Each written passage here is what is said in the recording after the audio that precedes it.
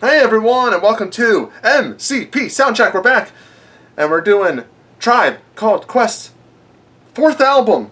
I gotta remember the name of it. Beats, Rhymes, and Life. Beats, Rhymes, and Life. I want to make sure I didn't say like rhymes, beats, and life. The three most important things, Wade. I don't want to say the wrong order. That's why. Apologies. Last week we didn't have an episode because time constraints, and this episode might not air on time because my computer's getting repaired. So this has not been a great 2 weeks for Soundcheck, but we're back and we're gonna do this album. It is from late 90s. 19. We have our notes. I apologize. It's 1996. 1996. It's produced by it's a collective, the UMA, which includes Tribe Called Quest because they're always co-producers, but it includes Q-Tip. I believe it's Fife Dog, if I'm not mistaken, or no, I don't think it is. Can't remember who the third one is.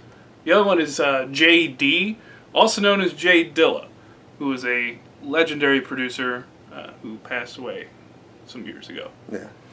But it was produced by them. This is the first album where and Rashad Smith. Where Q-Tip is Islam. Yeah, he converted to Islam right around this time. This is the first album he's done this on. Like he does it for the album. No. It's the first album that he has converted, and that doesn't really make a difference. Just a nice little note. Well, it threw me off when I was looking at the song credits, and it was a different name. Yeah. And I was like, "What's going on? Where's Q-Tip?" I didn't realize. Yeah. He had converted to Islam like right between. Yeah, it was a Kamal Fareed. Yeah. Yeah. Yeah, I'm gonna be frank with you. Hi, I'm gonna be Joe. If we're gonna rank this album, I'm gonna say this is on the bottom of the barrel of album covers. As you see behind us, it's not a good album cover. I think it's awful. I personally think it's bad. I think it's a little busy. I don't even know what it's going for. Like the past few albums, I get, it's kind of like art and stuff like that. This one just feels like it's got a lot going on. Yeah. I don't even know what it's going for sometimes. Anyway, but yeah, this album. But I just think it's a little busy. If it was less busy, it'd be a lot better. I feel like this album's a little small departure from the previous albums. It is. It's a lot darker. A little bit. It's a lot darker, and I feel like I feel like the tones are. It's not as cartoony, I guess. Like the samples aren't as cartoony as they're previous albums. It's a heavily sampled album. Yeah. And a lot of that, Tribe's always done like lots of samples, like lots of R&B and funk and soul samples. I think with the addition of J Dilla, because I'm pretty sure this is the first project he worked with them on. That's under the Tribe Called Quest banner. Yeah. I think using him, he can really dig deep and find buried samples and use them as instruments rather than just sampling the music or like the bass line from like a Lou Reed song and using that as kind of your through line. Like he can take like pieces and like kind of sew them together and create a whole new music. Like he's one of the great like samplers. Yeah. And it's just, I think it shines on this album because I really like it. I really like this album a lot. It was hard for me to pick a worse song. Really? I'm the opposite. I thought this album was forgettable as hell. Yeah, no, I thoroughly loved it. Like, I listened to this 3 times in a row. And I listened to it again before he came over. And I don't remember much about it. I just don't. A lot of it kind of bleeds in together. It kind of felt like everything was, at some point, everything felt like the same song. Like, I was like, oh, is this a different song? Like, I don't know. See, I think they sound, like, they have maybe, like, a similar tone. But I think they sound very different because it's always like different samples and different like music setup. I mean, and they vary their flow up a little bit on this. Both Q-Tip, Fife, they have Consequence in there now. And there's a lot less features. I don't know. I just felt like I don't know. I felt like something was off sync with that. Not rhythmically, but like I felt like maybe they weren't on the same page at times. Maybe, I don't know. What's your favorite song then? I like the last song. Really? With Faith Evans. Okay. I like that one a lot. But if I had to choose one, I like Jam. Jam's good? I like Jam.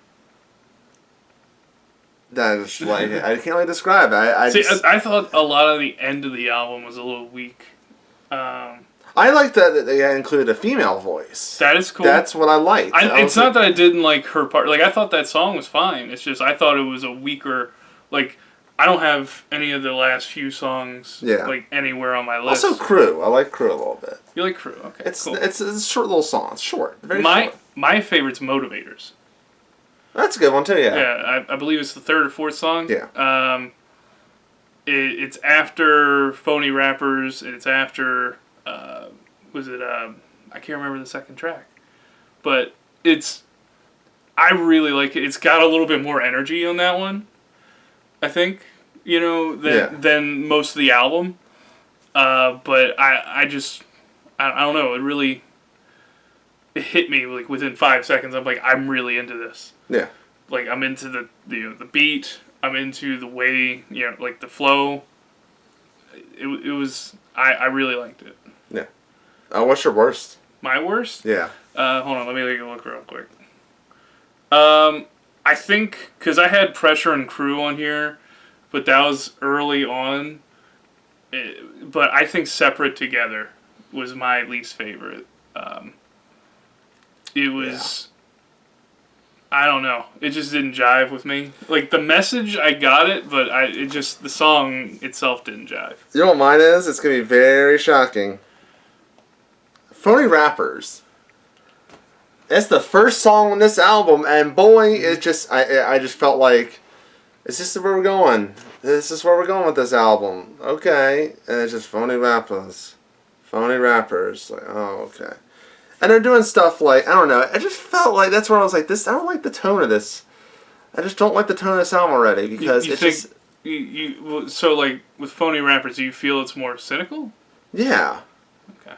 I feel like, what they were praised for is not being too cynical, being fun and being, not fun, being more like, have a sense of humor. I felt like this song, if you're setting the tone, that's what the first song usually is, it's setting a tone.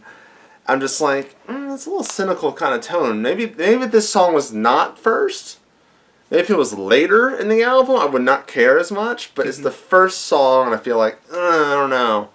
It's not strong. If you look at all the other albums and their first tracks that aren't, they aren't like samples, whatever.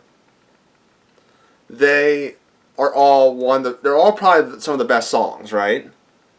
Push It Along is great. They're all great. And then you get to this one on this album and you're like, It's not a bad song, it's just it's kind of cynical and it's very meh to me. Okay. A lot of this album to me is meh. I know it's probably controversial to say, but maybe the time I was listening to it, I was just like, Okay. You got sleepers? You had some sneaky good songs on here? Yeah, I did. I like The Pressure. Okay. I like The Pressure. Interesting. We just keep disagreeing on it. I kind of like Baby Fife's Return. You know what? I think that is in my sleeper list as well. Yeah. And it's a song pretty much, as far as I know, only Fife is on it. And he's just kind of giving a bit of a story of like how he came up, like what his upbringing was like. And he's given nods to people that helped him along the way. I thought it was a really awesome song. I like the hop too. The hop was alright, yeah. I wasn't, like I said, the last few songs didn't do much for me. We are disagreeing. I think the last half of the album is better than the first half. No, I like the middle. Like there's this, like from Motivators until you get through, like Once Again and maybe the song after. Oh no, Baby Fife. From Motivators to Baby Fife. I think that's the best part of the album. Which is funny because I think the last album we did, we thought the middle was the weakest. Yeah. They fixed it. Yeah. In my opinion. To me, I thought the beginning of this album is just weak. But once you get the motivator, it's like, okay, I'm down. I have another one. Mind Power.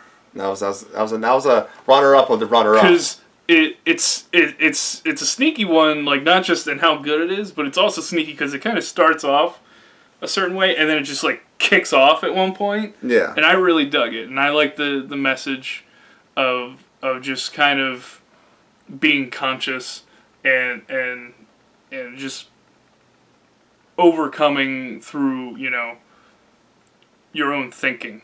You know what I mean? So I was really digging it. Yeah. So rankings. Okay. You go first. Okay. You go first. Mine's gonna be weird. From top to bottom. Top to bottom. From best to worst. Yes. Don't stall. There's no worst. I'll say there's no worst. Low in Theory. Okay. Peoples.